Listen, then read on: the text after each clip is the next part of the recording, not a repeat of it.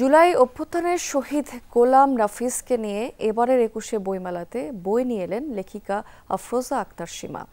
জলধি প্রকাশনী থেকে প্রকাশিত এই বইটির নামকরণ করা হয়েছে মুক্তির দ্বারপ্রান্তে যে ছবি কথা বলে। সোমবার সন্ধ্যায় মেলা প্রাঙ্গণে বইটির মোড়ক উন্মোচন করেছেন অন্তর্বর্তী সরকারের প্রধান উপদেষ্টার বিশেষ সহকারী মনির হায়দার। এ সময় নাফিজের মা সহ ৫ শহীদের মা উপস্থিত ছিলেন সেখানে। নাফিজের মা নাজমা আক্তার শহীদদের কবর সংরক্ষণের সরকারের ঘোষণা খুব দ্রুত বাস্তবায়নের দাবি জানিয়েছেন। সাংবাদিক মনির হায়দার বলেছেন যে বিগত বছরগুলোর চেয়ে এবারের বইমেলার তাৎপর্য আলাদা। নাফিজের আত্মত্যাগ নিয়ে বই প্রকাশ করা হলো, আগামীতে অন্যান্য শহীদদের নিয়েও বই বেরোবে। এর মাধ্যমে ফ্যাসিবাদ বিরোধী চেতনা এদেশের মানুষ চিরদিন ধরে রাখবে। মিরপুরের নৌবাহিনী কলেজের এইচএসসি শিক্ষার্থী নাফিজকে গত ৪ আগস্ট ফার্মগেট এলাকাতে ঘিরে ধরে একদল পুলিশ এলো পাতারি গুলি করে হত্যা করে। যমুনা টিভি সহ দেশ বিদেশে বিভিন্ন গণমাধ্যমে তার হত্যাকাণ্ডের মর্মস্পর্শী ঘটনা তুলে ধরে।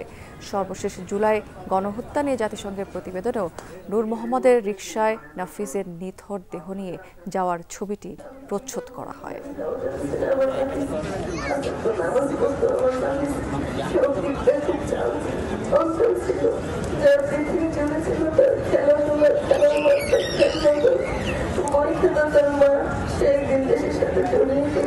একটাই চাওয়া, সেটা হলো শহীদ নাফিজ এবং নাফিজের মতো অপরাপর শহীদদের বিভিন্ন জীবনের বিনিময়ে আমরা যে মুক্তি পেয়েছি, আমরা যে পরিবর্তন স্থাপন করেছি, এটা যাতে দীর্ঘজীবী হয়।